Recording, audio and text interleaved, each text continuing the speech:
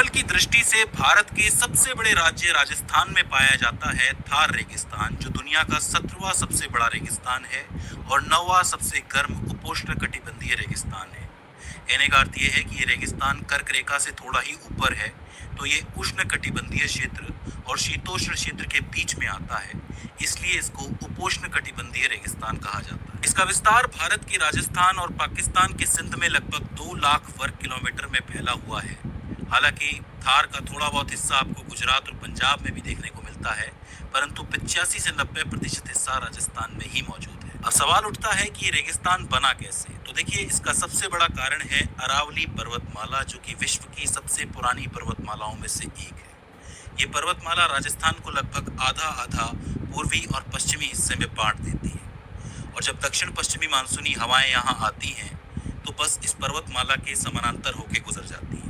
यानी कि पूर्वी भाग में तो बारिश होती है, लेकिन पश्चिमी भाग में नहीं पहुंच पाती है। साथ ही बंगाल की खाड़ी से आने वाली मानसूनी हवाएं इस पर्वतमाला से टकरा के अपनी नमी खो देती हैं, या फिर आते आते ही अपनी नमी खो देती हैं। परिणाम स्वरूप जो पश्चिमी भाग है वहां बरसात होती नहीं है और पश्चिमी हिस्से में मरुस्थल का निर्माण हो जाता है। अब जाहिर सी बात है कि ये रेगिस्तान बहुत पुराना है, क्योंकि अरावली पर्वत श्रृंखला बहुत पुरानी है। इसी वजह से यहाँ पर खेती का नामो निशान नहीं है और लोग पानी के लिए बहुत ज्यादा मशक्कत करते हैं। पानी की इसी समस्या को हल करने के लिए जन्म हुआ इंदिरा गांधी नहर का, जिसे राजस्थान नहर, राजस्थान फीडर या फिर गंग नहर भी कहा जाता है। दोस्तों, अगर इस नहर के निर्माण की बात की जाए तो इसका इतिहास आजादी मिलने से भी पुराना है।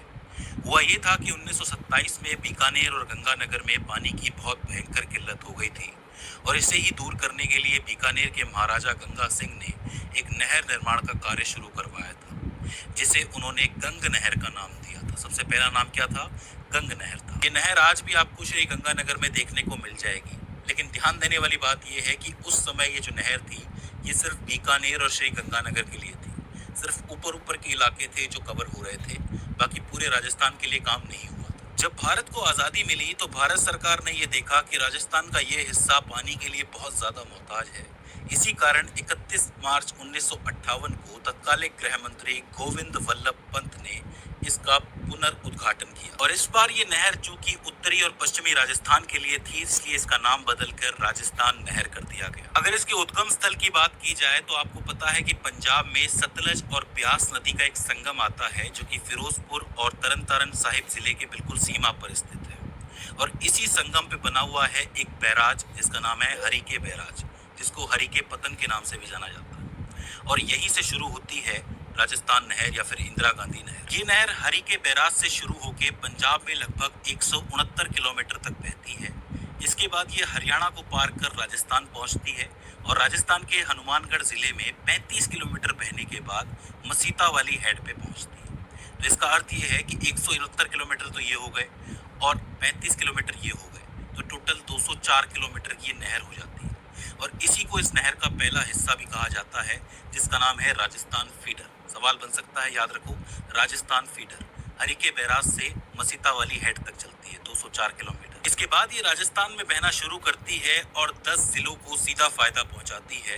इनमें हनुमानगढ़, श्री गंगानगर, बीकानेर, चूरू, झुंझुनू, सीकर, नागौर, जोधपुर, जैसलमेर और बाड़मेर शामिल है। इसमें ध्यान देने वाली बात यह है कि मसीता वाली हेड से लेके जैसलमेर के मोहनगढ़ तक ये लगभग पूरा पश्चिमी राजस्थान कवर करती है, और इस बीच इसकी जो टोटल लंबाई है वो 445 किलोमीटर होती है। और इसी हिस्से को राजस्थान नहर या मुख्य नहर कहा जाता है। और इसके बाद एक तीसरा हिस्सा और है इस नहर का, जो कि जैसलमेर के मोहनगढ़ से 0 पॉइंट से शुरू होता है और गडरा रोड तक जाता है, जो कि बाड़मेर के अंदर है, और इसकी लंबाई लगभग 90 किलोमीटर हो जाती है। याद रखना, ये जो तीसरा हिस्सा है ये इस वक्त निर्माणाधीन है।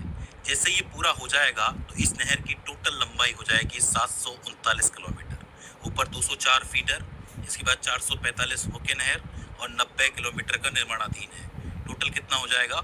739 किलोमीटर। अगर इस नहर के सिंचित क्षेत्र की बात की जाए तो इस नहर की जो टोटल वितरिकाएं हैं, मतलब इस नहर से भी छोटी छोटी नहरें निकलती हैं, वो लगभग 5606 किलोमीटर में फैली हुई है, जिससे इसका टोटल सिंचित क्षेत्र लगभग 19.63 लाख हेक्टेयर आंका गया है। यानी कि 19.63 लाख हेक्टेयर में ये सिंचाई कर सकती है।